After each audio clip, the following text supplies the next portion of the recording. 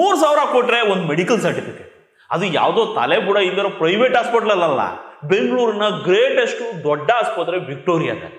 ಇದನ್ನ ಬರ್ಕೊಡೋದು ಯಾರೋ ಕಾಂಜಿ ಪಿಂಜಿ ಅಲ್ಲ, ಖುದ್ದು ಅಡ್ಮಿನಿಸ್ಟ್ರೇಟಿವ್ ಆಫೀಸರ್. ನೀವೆಲ್ಲಾದ್ರೂ ಪ್ಯಾಕೇಜ್ ಟ್ರಿಪ್ ಹೋಗ್ಬೇಕಾ, ಲಾಂಗ್ ಲೀವ್ ತಗೋಬೇಕಾ, ರಜಾ ಬೇಕು ಅಂತ ಕೇಳಿದ್ರೆ ನೀವು ಕೆಲಸ ಮಾಡೋ ಕಂಪ್ನಿನಲ್ಲಿ ಕೊಟ್ಬಿಡ್ತಾರಾ? ಮೆಡಿಕಲ್ ರೀಸನ್ ಕೊಟ್ರೆ ಅವ್ರು ಕೊಡಲ್ಲ ಅಂತ ಹೇಳೋಕ್ಕಾಗತ್ತ? ಹಂಗಂತ ಸುಮ್ಮನೆ ಮೆಡಿಕಲ್ ರೀಸನ್ ಕೊಡೋಕ್ಕಾಗತ್ತ? ಅದಕ್ಕೆ ಡಾಕ್ಟರ್ ಸರ್ಟಿಫಿಕೇಟ್ ತಗೋಬೇಕು.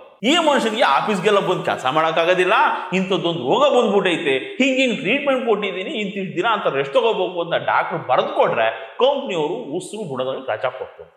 ಹಿಂಗೆಲ್ಲ ಬರೆಸ್ಕೊಂಡು ಬರೋದಕ್ಕೆ ರೋಗ ಬರಲೇಬೇಕು ಅಂತನೇನಿಲ್ಲ. 3,000 ಕ್ಯಾಶ್ ಕೊಟ್ಬಿಟ್ರೆ ನಮ್ಮ ಡಾಕ್ಟ್ರು ಸರ್ಟಿಫಿಕೇಟ್ ಬರೆದು ಕೈ ಕೊಡ್ತಾರೆ.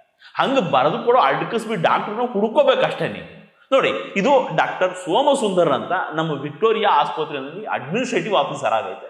ಸೀನಿಯರ್ ಡಾಕ್ಟ್ರು ಏಜು ಎಕ್ಸ್ಪೀರಿಯನ್ಸು ಎರಡೂ ಜಾಸ್ತಿನೇ ಆಗ್ಬಿಟ್ಟೈತೆ.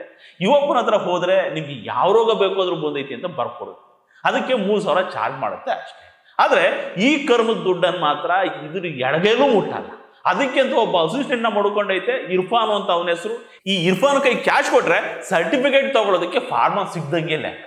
ನಮ್ಮ ಡಾಕ್ಟರ್ ಸಾಹೇಬರು ದೂಸರ ಮಾತಾಡಲ್ಲ, ಮುಂದೆ ಕೂರಿಸ್ಕೊಂಡು ಇಂಥ ಡೂಪ್ಲಿಕೇಟ್ ಸರ್ಟಿಫಿಕೇಟ್ ತಗೊಂಡಾಗ ಏನೇನೆಲ್ಲ ಎಚ್ಚರಿಕೆ ತಗೋಬೇಕು, ಜನ ಹೆಂಗೆಲ್ಲ ಸಿಗಾಕೊಳ್ತಾರೆ, ತಗೊಳಕೋಬಾರ್ದು ಅಂದ್ರೆ ಏನೇನೆಲ್ಲ ಮಾಡ್ಬೇಕು ಅಂತ 1 ಸಲ ಅಲ್ಲ 2 ಸಲ ಅಲ್ಲ 4-5 ಸರಿ ಹೇಳಿ ಅರ್ಥ ಮಾಡಿಸುತ್ತೆ. ಏನ್ ಹಿಂಗಪ್ಪ ತಲೆ ಶೂಟ್ ಹಾಕುತ್ತಲ್ಲ ಅಂತ ಬೈಕೋಬಾರ್ದು ಅಷ್ಟೇ. ಅದೆಲ್ಲ ಎಕ್ಸ್ಪೀರಿಯನ್ಸ್ ಮೇಲೆ ಕೂತಿರೋ ಪಾಠ. ಸುಮ್ಮನೆ ಬಂದು ಹುಷಾರಿಲ್ಲ ಅಂತ ಬರ್ಸ್ಕೊಂಡೋದ್ರೆ ಸಾಕಾಗೋದಿಲ್ಲ. 4-5 ದಿನಕ್ಕೋಸರಿ ಬಂದು ಇಲ್ಲಿ ವಿಸಿಟ್ ಮಾಡಿದ್ವಿ ಅಂತ ಲೆಡ್ಜರ್ನಲ್ಲಿ ಎಂಟ್ರಿ ಹಾಕಿಸ್ಬೇಕು. ಸರ್ಟಿಫಿಕೇಟ್ ತಗೊಂಡು ಟ್ರಿಪ್ ಇರ್ತಾನಲ್ಲ ಅಂತ ಅಂದ್ರೆ ರೋಗ ಬಂದೈತಿ ಅಂತ ಸರ್ಟಿಫಿಕೇಟ್ ತಗೊಳಲ್ಲ, ಅವನೇ ಬರ್ಬೇಕು ಅಂತೇನಿಲ್ಲ. ಯಾರೋ ಒಬ್ರು ಬಂದು ಅವನ ಹೆಸರು ಬರ್ಸಿ ಲೆಡ್ಜರ್ನಲ್ಲಿ ಅವನ ಹೆಸರು ಕಂಡ್ರೆ ಸಾಕು, ಪ್ರಾಬ್ಲಮ್ ಆಗಲ್ಲ ಅಂತ ಬುದ್ಧಿ ಹೇಳಿ ಏನೇ ರೋಗ ಬಂದೈತೆ ಅಂತ ಇಲ್ಲಿರೋ ರೋಗಗಳನ್ನೆಲ್ಲ ಡೀಟೇಲ್ ಆಗಿ ಬರೋದು, ಡ್ರಾಯರಲ್ಲಿ ಸೀಲ್ ತೆಗೆದು ಉಲ್ಟಾನ ಸೀದಾನ ಅಂತ ಒಂದು ಬೇಸ್ ಪೇಪರ್ ಮೇಲೆ ಓದ್ಕೊಂಡು ಚೆಕ್ ಮಾಡಿ ನೋಡಿ ಕನ್ಫರ್ಮ್ ಮಾಡಿಕೊಂಡು ಈ ಸರ್ಟಿಫಿಕೇಟ್ಗೆ ಹಾಕಿ ಸೈನ್ ಮಾಡಿ ಕೊಡುತ್ತೆ. ಇವಪ್ಪ ಹಲ್ಕಾ ಕೆಲಸ ಮಾಡಿದ್ರು ಅಚ್ಚುಕಟ್ಟಾಗಿ ಮಾಡುತ್ತೆ ಅನ್ನೋದೇ ಸಮಾಧಾನ. ಇದೆಲ್ಲ ಆದ್ಮೇಲೆ ನಮ್ಮ ಇರ್ಫಾನ್ ಹತ್ರ ಹೋಗಿ ನಿಂದೇನಪ್ಪ ಸರ್ವಿಸ್ ಚಾರ್ಜು ಅಂದ್ರೆ ನಿಮ್ ಖುಷಿಗೆ ಎಷ್ಟಾದ್ರೂ ಕೊಡಿ ಅನ್ನೋಷ್ಟು ದೊಡ್ಡ ಮನಸ್ಸು ಈ ಮನುಷ್ಯ.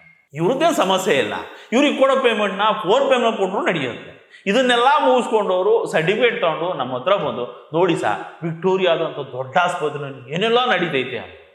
ಈ ವಿಕ್ಟೋರಿಯಾ ವಾಣಿ ವಿಲಾಸ ಸೇರಿದಂಗೆ ಗೌರ್ಮೆಂಟ್ ಆಸ್ಪತ್ರೆಗಳಲ್ಲಿ ಈ ಥರದ್ದು ಮೆಡಿಕಲ್ ಸರ್ಟಿಫಿಕೇಟು ಫಿಟ್ನೆಸ್ ಸರ್ಟಿಫಿಕೇಟ್ಗಳನ್ನ ರಾಜಾರೋಷವಾಗಿ ಮಾರಾಟಕ್ಕೆ ಇಟ್ಬಿಟ್ಟವ್ರೆ ಅಂತ ನಾವು ಸತತವಾಗಿ ಸುದ್ದಿ ಮಾಡ್ತಾನೆ ಬಂದಿದ್ದೀವಿ.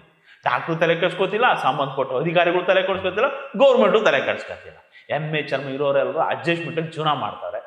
ನೀವು ಬಾಯಿ ಬಿಡ್ಕೊಂಡ್ರೆ ಏನು ಬಂತು ಭಾಗ್ಯ? ನಮ್ಮಲ್ಲಿ ಕರಪ್ಷನ್ನು ಕಾಮನ್ನು. ನಮ್ಮ ರಕ್ತ ಹೀರಿ ಕಲೆಕ್ಟ್ ಮಾಡೋ ಟ್ಯಾಕ್ಸ್ ದುಡ್ಡನ್ನು 1000 ಕೋಟಿ ಲೆಕ್ಕದಲ್ಲಿ ಕೊಳ್ಳೆ ಹೊಡೆದ್ರು ಪರವಾಗಿಲ್ಲ, ಅದು ಯಾರೋ ನಮ್ಮ ಅಯೋಧ್ಯೆ ರಾಮ ಮಂದಿರದಲ್ಲಿ ಕುಂಡಿ ದುಡ್ಡು ಕೊದ್ದವ್ರಂತೆ. ನಡೀರಿ ಹೋರಾಟ ಮಾಡೋಣ.